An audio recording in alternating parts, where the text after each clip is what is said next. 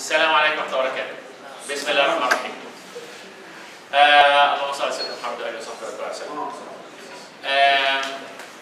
الابلايد اناتومي يا جماعة، والحاجة المهمة جدا للانجوينال كانال الكومنست هيرنيا. هيرنيا هتعدي نوع في المنطقة دي اسمها انجوينال هيرنيا. الانجوينال هيرنيا دي يا جماعة عشان نفهمها عايزين ناخد في الأول حاجة اسمها الانجوينال تراينجل أو الهاسلباخس تراينجل. الهاسلباخس تراينجل ده اللي هو الانجوينال تراينجل. ده أشوفه إزاي؟ ده الانتيريور ابدومينال وول. تعال اقعد هنا في بطني وبص على الانتيريور ابدومينال وول. يبقى علميا احنا بنقول ايه؟ عايزين نشوف posterior view لل anterior abdominal wall. يطلع لك المنظر الجميل ده قوي. ايه ده بقى؟ الاكسترنال ايليك ارتري وهو داخل بقى تحت الانجوينال ليجمنت عشان يكمل في السايز زي ما انتم عارفين از فيمورال. الاكسترنال ايليك ارتري يا جماعه بيطلع لك برانش خدناها بتوان اسمه انفيرور ايبيجاستريك. ده ماشي upward and medially عشان يخش in front of the arcuate line عشان يبقى دخل جوه الريكتس شيس. اللي يهمني بقى المثلث ده بقى اللي اتكون نتيجه هذا الارك. مثلث يبقى عايزين كام ضلع؟ 3. الضلع الاولاني يبقى مين؟ الانفيرور ايبيجاستريك فيسل لانه ارك ماشي فين معاه بتاعه. والخط المنقط دوت يبقى مين؟ ده اللاترال بوردر اوف ذا ريكتس شيس واللاترال بوردر اوف ذا ريكتس ماسل اللي اسمه لينيا سيميليوناريس. والخط الاسود التخين دوت يبقى مين؟ الانجوينال ليجامنت. فالهاسلباخس تراينجل او الانجوينال تراينجل ده عباره عن تراينجل ما بين الانفيرو بيجاستريك لينيا سيميليوناريس انجوينال ليجمنت. الفلور بتاعه مين؟ الفلور ده اللي انا مظلله الرمادي دوت. الرمادي ده اللي مبطن الانتيرو ابدومينال وول من جوه. طبعا الرمادي ده كله ده الفاشيا ترانسفيرساليس. بأمارة ايه؟ بأمارة الاوبننج اللي في الفاشيا ترانسفيرساليس اهي. مين الاوبننج اللي في الفاشيا ترانسفيرساليس؟ الانترنال انجوينال رينج. وهنا الريليشن الخالده اللي لازم تكون عارفها طول عمرك ما تنساهاش. الانترنال انجوينال رينج وضعها ايه بالنسبه للانفيرور ايبيجاستريك فيسل؟ لاترال طبعا. بينما الهاسلباخس تراينجل وضعه ايه بالنسبه للانفيرور ايبيجاستريك فيسل؟ ميديال. وده الفرق القاطع والاساسي ما بين نوعي الهرنيا اللي هنا اهو. الانجوينال هرنيا يا جماعه نوع بيخش من الانترنال انجوينال رينج ونوع بيخش من الهاسلباخس تراينجل. النوع بقى الاوبريشن اما الاقي الهرنيا السات داخل لاترال للانفيرو بيجاستريك يبقى دي الهرنيا اللي بتعدي من الانترنال رينج. بينما يا جماعه لو لقيت الهرنيا السات ميديا للانفيرو بيجاستريك يبقى دي الهرنيا اللي بتطلع من الهاسلباخس تراينجل. بقول لكم ايه؟ احنا اتفقنا الفلور بتاع الهاسلباخس تراينجل ده مين؟ فاشيا ترانسفيرساليس. مين يعني؟ يعني البوستيريور وول اوف ذا انجوينال كانال. صح ولا غلط؟ هديك اكتر. يا جماعه الانترنال رينج لو ابتدت اهو يبقى الانجوينال كانال مش هتمشي داون اوبليكلي كده داون عند ميديالي. صح؟ رايحه داون عند ميديالي اهي. فبالمنظر ده الانجوينال كانال هتبقى قدام مين؟ قدام الفاشيا ترانسفيرساليس. وانتوا خدتوا كلكم ان البوستيريور اوف ذا انجوينال كانال هو مين؟ الفاشيا ترانسفيرساليس. مين على طول الكلام البوستيريور وول اوف ذا انجوينال كانال از فاشيا ترانسفيرساليس.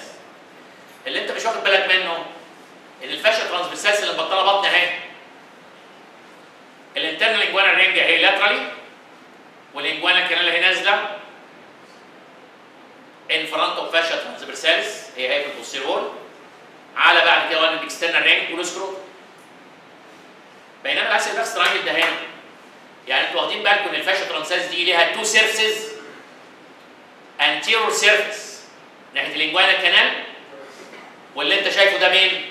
البوستيرور سيرفيس بتاعها. فهي العامل الفلور اوف هاس الباكس ترانجل اهو من هنا، هو البوستيرور اوف ذا انجوانال كانال اللي هنا. صح ولا غلط؟ بص بقى، عايزين تتخيلوها صح؟ الاوضه بتاعتكم دي انا كل ما اخشها كاني داخل الانجوانال كانال. بص كده عشان تتخيل بقى الموضوع صح. دي يا جماعه الاوضه بتاعتكم دي الانجوانال كانال الشمال ولا اليمين بتاعتي؟ الباب ده على فكره كده، الباب ده على فكره الانترنال انجوانال رينج، والاوضه بتاعتنا دي الانجوانال كانال هتمشي اوبليكلي اهو رايحه للباب اللي هناك ده اللي هو الاكسترنال انجوانال رينج. ولو طلعت من الباب ده اللي هو الاكسترنال انجوانال رينج يبقى اللي بره ده هو مين؟ اللي بره هنا هو ده اللي انتوا بتقفوا فيه ده السكروت. طب ما تبقى دي الانترنال انجوانال رينج، تبقى دي كده وانا ببص في الانجوانال كانال اليمين بتاعتي ولا الشمال لو انتوا فاهمين؟ اليمين، برافو عليكم. ادي هو هنا واقف كده، دي الانترنال انجوانال رينج، ماشي اهي الانجوانال كانال اهي اوبليكلي طالعه من الباب على السكروت، فدي الناحيه اليمين بتاعتي. مين بقى الحيطه دي؟ ما دام دي الانترنال رينج يبقى دي خرم في الحيطه دي اللي هي مين؟ الفاشيا ترانسفيرساليس. الحيطه دي اللي هي الفاشيا ترانسفيرساليس ليها وان سيرفيس ولا تو سيرفيسز؟ تو سيرفيس. ادي السيرفيس اللي هنا ناحيه الانجوانال كانال، وهي السيرفيس بتاعها اللي بره هو عباره عن الهاسل باكس تراينجل. ليه بقى انا الكلام ده بقوله لكم؟ عايزك تعيش في الموضوع. انت لوبس اوف انتستين واومنتم موجود هنا هو في الابدومينال كافيتي، عايز تعمل هرم. لو انت لوبس اوف انتستين اللي واقفه بره دهيا وعايزه تعمل هرم، تخش منين؟ اسهل حاجه قدامها خرم اهو اللي هو الباب، فاسهل حاجه انها تخش من الانترنال رينج. وهتمشي ستريت ولا هتمشي اوبليكلي؟ هتمشي لازم اوبليكلي في الكنال. على مين؟ تتربى في عزك بقى. على الاكسترنال رينج، على الاسكروتوم. يعني ايه تتربى في عزك؟ اصل يا جماعه كنا اتفقنا الحكايه دي غالبا بتكون بالشن ساك. يعني ايه؟ البروتونيوم كان معدي هنا بس انت بتحزق وبتكح، فده ستريس على البروتونيوم. خلى البروتونيوم هنا يعمل بالج از هيرنيال ساك. الهرنيال ساك اول لما بيتكون اول يوم هينط في السكروتم، ده يتربى في عز. النهارده سنه اولى هرنيا، يا دوبك البريتونيوم راح بزز لك هنا اهو كده وبس. وبقت الهرنيا اللي عندك صغيره قد كده في الانجوانال ريجن. طبعا انت لسه فيك العادات الوحشه اللي هي مثلا بتدخن سجاير وقاعد تكح بتكح بتكح بتكح، فتتربى في عز هتبص الهرنيال ساك كبر وبقى اهو يكبر بمرور الايام والشهور لحد ما يوصل الاكسترنال رينج، وتقعد تحزق وتكح لحد ما كمان تخرج من الاكسترنال رينج على السكروتم.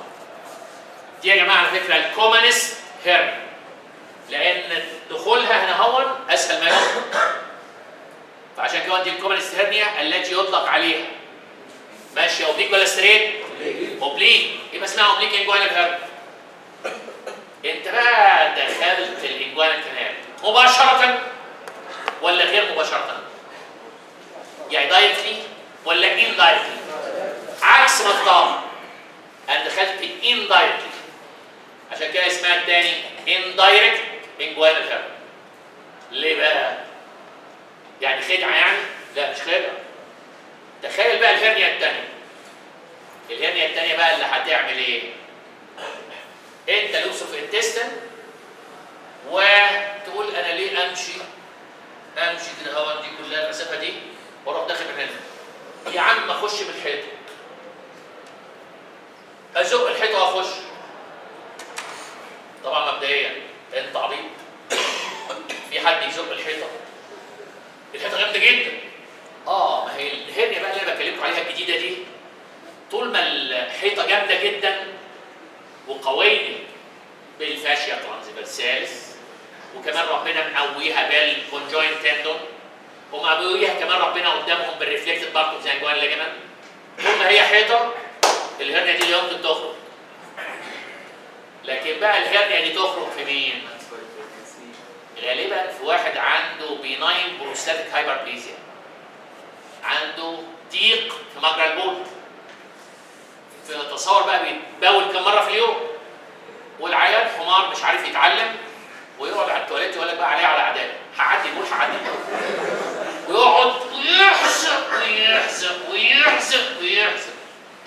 طبعا يا جماعه مرور الايام والشهور والسنين هيحصل ايه؟ من كتر يا جماعه الانكريز انترا ابدومينال بريشر هيضغط على الكونجوينت تندون والفاشيا ترانسفيرساليس والريفلكس بارت اوف ذا انجوينال ليجمنت، هيضغط عليهم جامد جدا جامد جدا لدرجه ان هيحصل لهم اتروفي ويتحولوا الى ايه بقى؟ ما بقتش حيطه، بقت تخيلوا بقى كده وانت تحولت الى ستاره ستان اللي هي القماش الملهلط ده، وبقت هايفه خالص. فتصور لو الحته بتاعتنا دي حلينا محلها بقى القماشه الستان ده هي الطريه قوي دي الملهلطه، ممكن يحصل ايه؟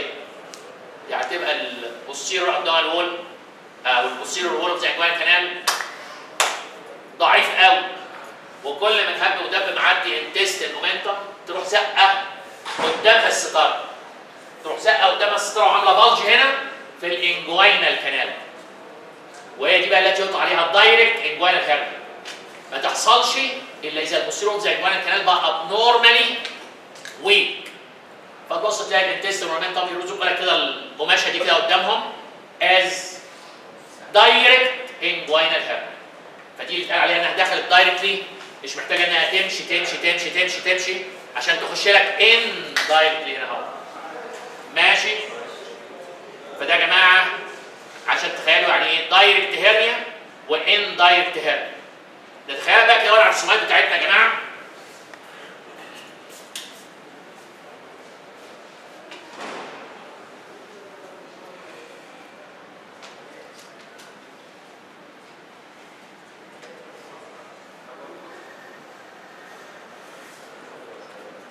من خبرتكم بقى الفظيعه في الهرنيا احكموا لي على النوع ده. الهرنيا دي بقى يا جماعه اندايركت ولا دايركت هرنيا؟ اندايركت. دي داخله من الانترنال رينج ماشي اوبليكلي في الكنال واتربت في عزك بقى، دي كبرت قوي راحت معديه من الاكسترنال رينج على السكروتم. فطبعا دي تبقى مين؟ الاندايركت اللي هي الاوبليك انجوينال هرنيا. ماشي؟ بالمناسبه بقى بمناسبه الهرنيا اللي قدامنا دي، هل الدايركت هرنيا ممكن توصل للسكروتم؟ حسب تخيلك اللي انا قلته ده، الدايركت هرنيا ممكن توصل للسكروتم؟ لا. اصل يا جماعه انا بوزق البوستيرور زي انجوينال كانال، فهي جاست بتعمل بلج هنا كده لمساحه محدوده. بعد ما عملت البلج الستاره هتتشد وتمنع الهرنيا انها تكبر. وعشان كده المقوله الشهيره يا جماعه في العادي يعني دايركت هيرنيا نيفر سكروتال، نيفر انها تبقى انجوينال سكروتال وتنزل في السكروتم. ما دام لقيت هيرنيا في السكروتم يبقى دي السكه السالكه من الانترنال رينج على الكنال، سكتها سالكه على الاكسترنال رينج على السكروتم. لكن سكتها سد بعد مسافه صغيره قوي هي الدايركت هيرنيا، وعمرها ما هتوصل لاكسترنال رينج، وعمرها ما هتوصل انها تبقى انجوينو سكروتال سويلنج. مفهومه دي؟ طب من خبرتكم الفظيعه في الهرنيات قولوا لي كده الهرنيا دي نوعها ايه؟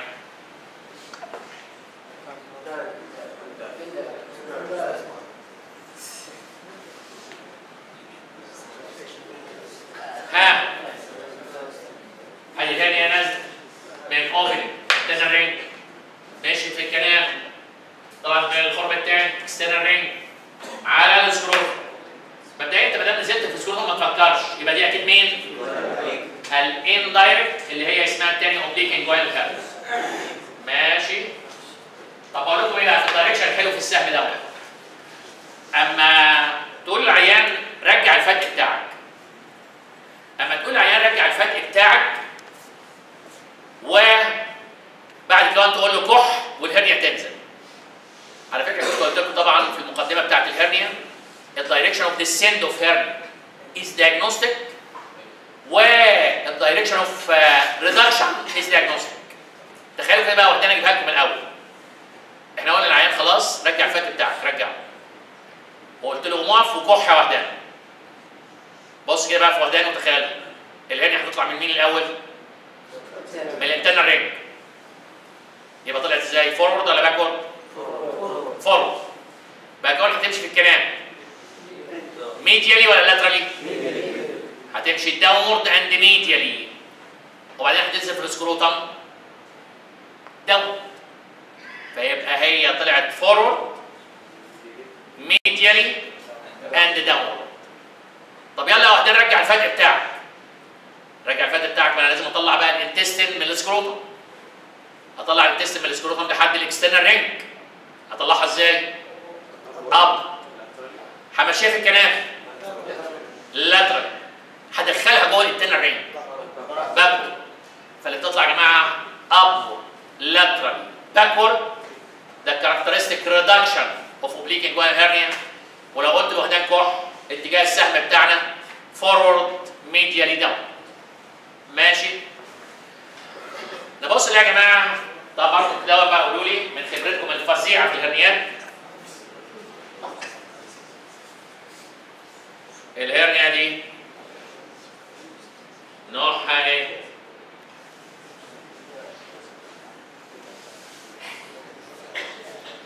واخدين بالكم؟ ده يا جماعه البريتونيوم اللي هو هيعمل لك الهرنيا الساكن.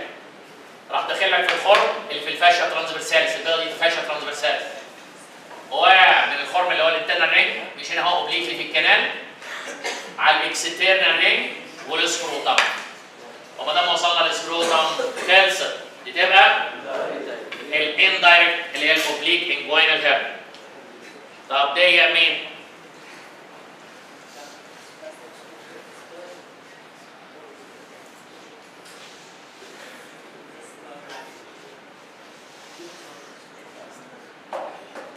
مين النوع ده بقى؟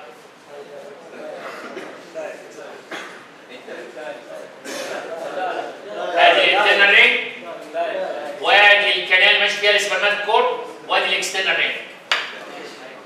ومن وراه ورا الكلام ده كله جت الستاره اهي عملت بلج انتو ذا كنال. فدي اللي جايه من البوستيرور ذا كنال اللي هي تبقى مين؟ دايركت انجوينال هيرنيا. طب اقول لك ايه بقى في الرسمتين دول؟ انا عايز خبره سعادتك بقى كده في الاناتومي الفظيعه. تقول لي ايه علاقه الهرنيا الساك بالاتي؟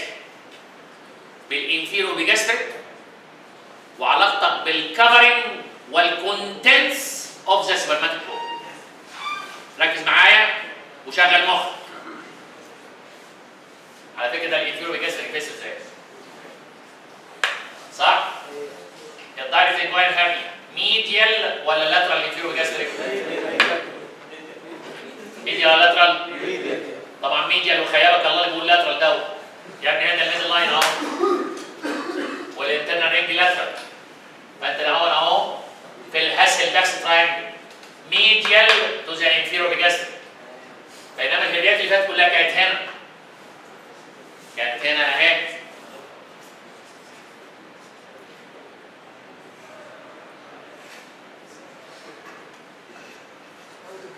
شايف؟ الانفيرو بيجاستريك اهو. واللي داخل من الانترنال رينج ده يبقى الاندايركت لاترال للانفيرو بيجاستريك. فده الفاصل والحازم. ودي على فكره ما بتقدرش تشوفها غير اد اوبريشن. في العمليه انا شايف الفيسل واشوف الهرنيا ساك لاترال تبقى اندايركت، ميديال تبقى دايركت. طب قولوا لي بقى علاقه الهرنيا بالسبيس السبرماتيك كورد. هو السبرماتيك كورد قلت لكم قبل كده ساعة ما اجي افكر فيه بفكر في حاجتين. في كونتنتس اوف كفرنجز. صح؟ طب الهرنيا بقى اللي تخش بالانترنال رينج تبقى جوه الكفرنج اوف سبرماتيك كورد ولا بره؟ جوه اللي بيقول لي جوه عشان بس اعرف هو فاهم ولا لا، هي ليه جوه؟ ليه جوه الكفر؟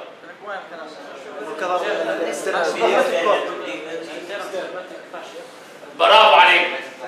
لان يا جماعه احنا كنا خدنا السبرماتيك كورد ليه 3 كفرنجز. اول كفرنج على السبرماتيك كورد، يعني ده كده السبرماتيك كورد وهو داخل من الانترنال رينج، راحت الفاشيا ترانسفيرساليس مديلك حواليه اول كفر ليك اللي اسمه انترنال سبرماتيك فاشيا. فاللي هيخش من الانترنال رينج غصب عنك يبقى دخل جوه الانترنال سبرماتيك فاشيا. وما دام دخلت جوه الانترنال سبرماتيك فاشيا، طب انا غصب عني بعد كده هاخد الكريماستريك ماسل اند فاشيا. وغصب عني بعد كده هروح واخد وانا طالع من الاكسترنال رينج الاكسترنال سبرماتيك فاشيا. فلو بقى تاخد بالك ان ما دام دخلت من الانترنال رينج انت انسايد ذا كفرنج اوف سبرماتيك كورد. طب علاقتي ايه بقى بالاستراكشرز اوف ذا سبرماتيك كورد؟ لا دي عايز لها بقى ولع. وتعالى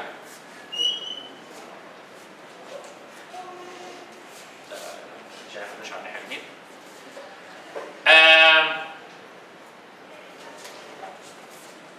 الطالب يا جماعه هيعمل الانترنال رينج ايه بتاعت وحدات. اعمل كده. دي الانترنال رينج كده اول خليها مدوره شويه. دي الانترنال رينج هي بتاعت وحدات. وايد زميلكم دي شبه الكونتنس اوف سبرماتيك كورد. زي ما انتم عارفين تستيكولار ارتري بقى واخواته. وهادي على الناحيه اليمين اهو راحت داخله اهي الكونتنس اوف سبرماتيك كورد. وحطيناها طالعه كده لفوق قدام على طول؟ لا طبعا لازم تمشي في الكنال. اهي. خد بالك بقى هنا لحد الفصل والقاطع الاستراكشر اوف سبرماتيك كورد وهي داخله بتعمل هوكينج على الميديال ايدج.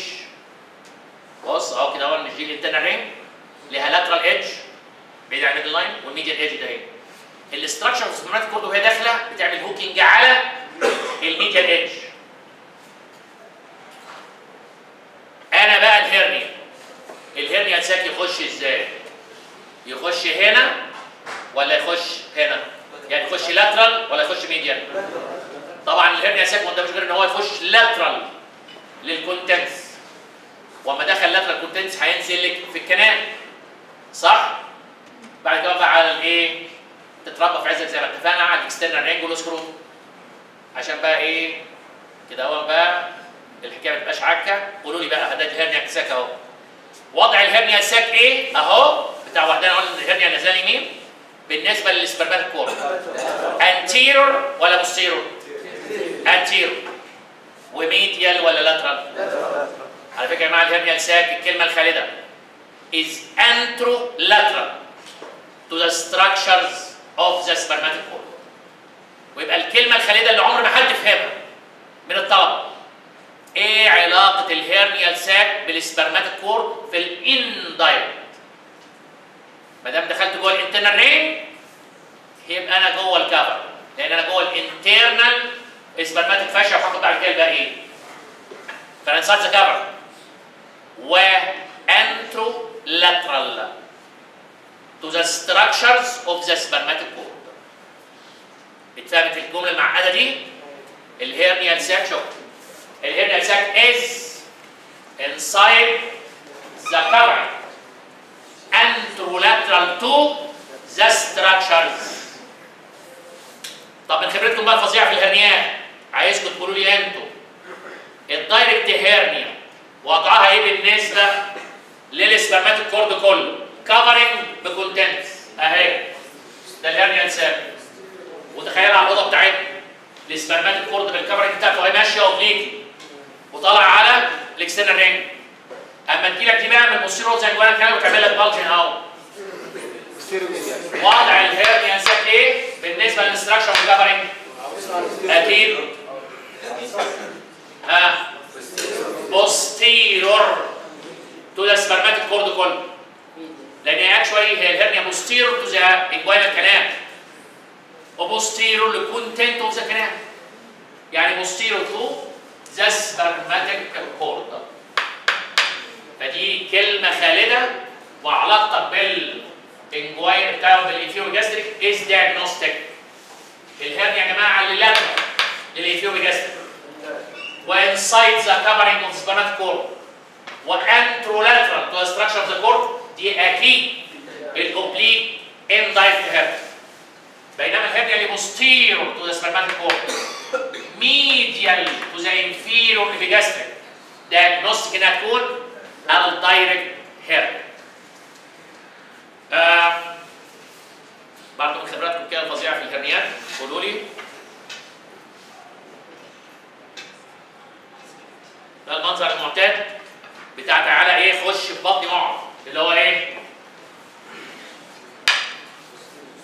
اهو ده احنا كده شايلين الطبقات شايلين الطبقات شايلين الطبقات عشان نشوف بقى جوه. فنوع يا جماعه في الانفيرو جاستريك فيسلز اهي باينه.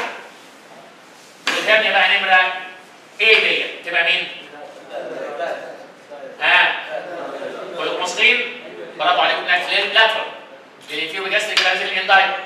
طب نمره دي تبقى مين؟ ميديا للانفيرو جاستريك تبقى دايركت. طب حد بقى يشغل مخه؟ طب مين الهرنيا اللي تحتينا دي بقى؟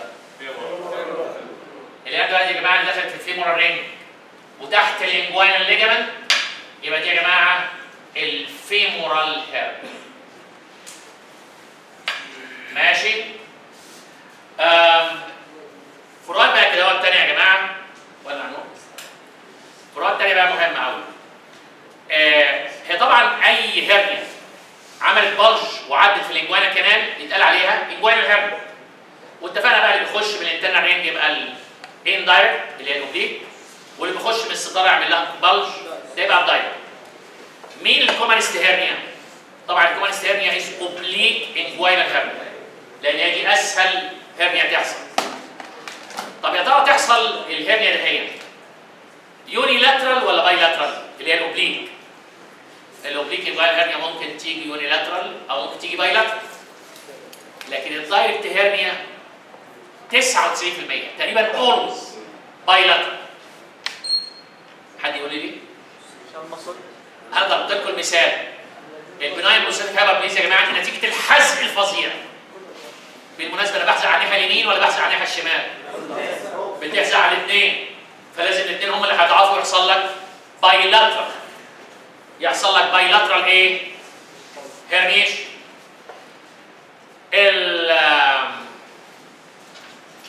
اوبليك انجوينال هيرنيا بتحصل في اي سن من المهد الى اللحم، لان في نوع كونجينيتال ممكن تتولد بيه، ممكن تحصل في سن الشباب زيهم، ممكن تحصل في الناس العواجيز. فده مين اللي هي الاوبليك. بصوا بقى يا جماعه الدايركت هيرنيا، خد بالك من دي. الدايركت هيرنيا نيفر اطفال نيفر ستات. الدايركت هيرنيا نيفر اطفال نيفر ستات. ليه؟ يا جماعه الانجوينال هيرنيا او الانجوينال كانال اللي احنا بنوصفها دي اللي في الادلت لايف ما بيحصلش اوبليكتي اوف ذا كانال والمنظر الاناتوميكال ده اللي احنا عارفينه غير عند البيوبرتي. قبل البيوبرتي في الاطفال الانترنال رينج بتبقى كده وقدامها الاكسترنال رينج. الاوبليكتي اوف ذا كانال دي ما حصلش غير عند البيوبرتي. فما يبقى يا جماعه وحدان عنده الانترنال رينج اهي وقدامها الاكسترنال رينج اهي، ممكن يحصل فيها اوبليك انجوينال هيرنيا. هتعدي الهرنيا من الانترنال رينج على الاكسترنال رينج عادي جدا، بقت برضه اوبليك. بقى مش اوبليك ولا حاجه، لكن عشان عدت من الانترنال والاكسترنال اوبننج دي اوبليك انجوينال هيرنيا اللي هي الدايركت. بس هل ممكن يحصل في طفل صغير الدايركت هيرنيا؟ الدايركت هيرنيا بتحصل في البوستيرور اوف ذا كانال. حد يقول لي فين بقى البوستيرور اوف ذا كانال؟ والانترنال رينج اهي وقدامها الاكسترنال رينج متطابقين، ولا في اوبليكتي للكنال ولا في اصلا بوستيرور للكنال. فعشان كده نيفر انها تحصل في الاطفال قبل البيوبرتي الدايركت هيرنيا عشان ما فيش بوستيرور. طب ليه عمرها ما تحصل الدايركت هيرنيا دي في الستات؟ الدايركت هيرنيا عايزه سبيس قدامها، يعني ويل ديفلوبد كانال عشان اعمل بلج جوه فالست على فكره بتبقى زي الراجل، من كتر الحمل بقى عندها البوستيرور اوف ذا انجوانال كانال والانتيرور اوف ذا انجوانال كانال ضعاف جدا جدا جدا جدا. بس البوستيرور اوف ذا كانال لازق فيه الانتيرور اوف ذا كانال، والكانال اتفقنا في الستات تقريبا شبه مش موجوده ريديمنتري، لان معدي هنا في النص فتله رفيعه قوي اسمها راوند ليجامنت اوف ذا يوترس. فاذا كان البوستيرور اوف ذا كانال سبورتد بالانتيرور وول ومفيش اصلا سبيس في الكانال، هعمل بلج فين؟ فعشان كده الكلمه المشهوره دايركت هيرنيا، نيفر اطفال، نيفر فيميل. اوكي؟ نبص يا جماعه الاوبليك انجوانال هيرنيا عرضه للكومبليكيشن اكتر ولا الدايركت هيرنيا عرضه للكومبليكيشن اكتر حسب الفهم اللي انا قلت لكم في المقدمه المره اللي فاتت؟ طبعا يا جماعه الانترنال رينج ضيقه ولا واسعه؟ ضيقه. طب الهاسل باكس تراينجل بقى اللي هيطلع لك منه الدايركت ايه؟ هيرنيا ساك واسعه ولا لا؟ فطبعا يا جماعه لو احنا جينا شفنا شكل الهيرنيا ساك، شكل الهيرنيا ساك لو انت مثلا قلت لوهدان في الدايركت هيرنيا، يعني وهدان هو عنده دايركت هيرنيا وقلت له يا وهدان كح، الهيرنيا يا جماعه في الدايركت هيرنيا بتروح طالعه دايركتلي فورورد. وشكل الساك عامل ايه؟ هيمسفيريكال. وشايفين الحته دي واسعه ازاي؟ اللي هي النك. الانتستين داخله طالعه براحتها ولا حمر ما حد يخنق عليها ويعمل لها اوبستراكشن وسترانجوليشن وكومبليكيشن. لكن الاوبليك انجوانال هيرنيا اللي معديه من الانترنال رينج ضيقه، ودي زي القنبله المنقوطه ممكن في اي وقت تروح زنقه نفسها انتستين كتير، البريشر جوه الخرم الضيق عالي، ضغطنا على الكونتنس، حصل ايه؟ الاسكيميا والاسترانجوليشن والاوبستراكشن وكل حاجه. فطبعا الاوبليك انجوانال هيرنيا لايبل فور كومبليكيشن والدايركت هيرنيا نوت لايبل فور كومبليكيشن. طب اقول لك ايه؟ شكل الساك عامل ازاي في كل واحد فيهم؟ ده يا جماعه شكل الساك في الدايركت، شايفين عامل ازاي؟ هيمسفيريكال زي ما اتفقنا، والنك بتاعته واسعه قوي. واتفقنا لما العين بيكح، لما العين بيكح بتطلع ازاي الهرنيا؟ دايركتلي فورورد. طب اما العين يجي يرجعها ازاي؟ دايركتلي باكورد. فالهرنيا يا جماعه الهيمسفيريكال اللي بتطلع دايركتلي فورورد وترجع دايركتلي باكورد دي دايجنوستيك للدايركت انجوانال هيرنيا. بينما قارن كده بالمنظر ده بتاع الاوبليك انجوانال هيرنيا اللي شكلها ضيق فوق في الانجوانا كانال ضيق وبعدين نزلت على واسع. الواسع ده مين؟ السكروتم واسع قوي. ايه يا رب ده اللي ضيق وواسع تحت؟ الكومتراك. يتقال لك ان دون بايري فورم ان شيب بقى. وخدنا طبعا الدايركشن اوف ديسند بتاعها فورورد ميديالي داون، ترجعها ابورد لاترالي باك. نبص يا جماعه الهرنيا دي هي يا ترى يا طبعا اللي انا قلته ده في الاول لحد دلوقتي اهم فروقات.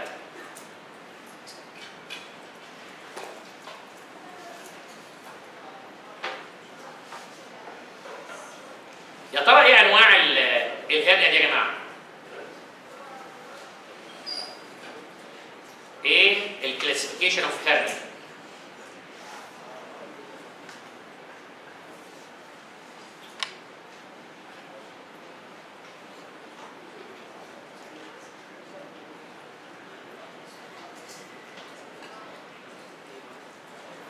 نبص يا جماعه الدايركت انجوانال هرنيا. الدايركت انجوانال هرنيا معدي في نص الهاسل باكس تراينجل. معدي في نص الهاسل باكس تراينجل كده ليجمنت رايح عشان يمسك في سرتك. خدتوا قبل كده الليجمنتس اللي بتمسك في السره، فده رايح تمسك في الامبرايتس، يبقى اسمها ايه؟ امبرايت. وده يا جماعه الليجمنت اللي اسمه ميديال امبرايكال ليجمنت. كده الميديال امبرايكال ليجمنت لما عدى في الهاسل باكس تراينجل يبقى قسم الهاسل باكس تراينجل ايه؟ للاترال بارت وميديال بارت.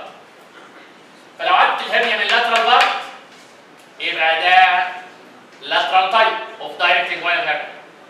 لو عدت من الميديال بارت تبقى ميديال تايب اوف دايركت انجوينال هيرنيا. في نوع كبير عليكم بس مهم قوي لانه يحمل تو اكسبشنز. ايه بقى؟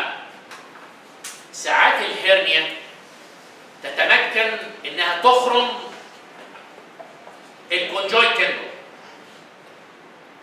لو الهرنيا يا جماعه بتاعتنا اللي هي الستاره السوداء دي راحت خارمه الطبقه اللي قدامها اللي هي الكونجوينت تندون. الخرم في الكونجوينت تندون هيبقى واسع ولا ضيق؟ خرم ضيق عامل زي خرم الدبوس. وعلى فكره لو انا خرمت الكونجوينت تندون بقت سكه سالكه قدامي. ممكن اروح معدي قدام على طول في الاكسترنال رينج على سكروتو. فالنوع ده يا جماعه اسمه فانيكيولار تايب. فانيكيولار يعني بيتحس في النيك اوف ذا سكروتم. في النيك اوف ذا سكروتم. فهو يحمل اولا الفانيكيولار تايب ده اكسبشن ان هو بيوصل للسكروتم. الاكسبشن الثاني حيث ان هو معدي في خرم زي خرم الدبوس. تفتكر ايه يحصل له كومبليكيشن؟ يحصل له كومبليكيشن ماتش مور كومن عن الاندايركت انجوينال هيرنيا. لان الافكت بتاعه اضيق. ماشي؟ طب الاوبليك انجوينال هيرنيا يا جماعه بقى اللي معديه هنا هو اللاترال بيتقسم لايه؟ بيتقسم حسب حجمها زي ما اتفقنا. قلت لك تتربى في عزك، هي من الاول بتبقى صغيره هنا انجوين. بس بالحزق والكحه والعيان المهمل اللي اهملها لمده شهور طويله هتبص تلاقي الهرنيا بقت في السكروتم وبقت انجوينو سكروتال اسود. ماشي؟ نبص يا جماعه برضه ممكن نقسم الاوبليك انجوينال هرنيا الكونجينيتال واكواير حسب السبب بتاعها. زي ما قلت لكم السبب امبارح اللي هو persistent patency of the processus vaginalis. ده حاجه كونجينيتال. يبقى دي كونجينيتال اوبليك انجوينال هيرنيا. لكن لو هو بالشن ساك بيضطرد كامل بريتونيوم بالحزق والكحه وقاعد يزيد يزيد يزيد يزيد يزيد ده اللي اسمه اكواير. نبص يا جماعه الاوبليك انجوينال هيرنيا والدايركت انجوينال هيرنيا.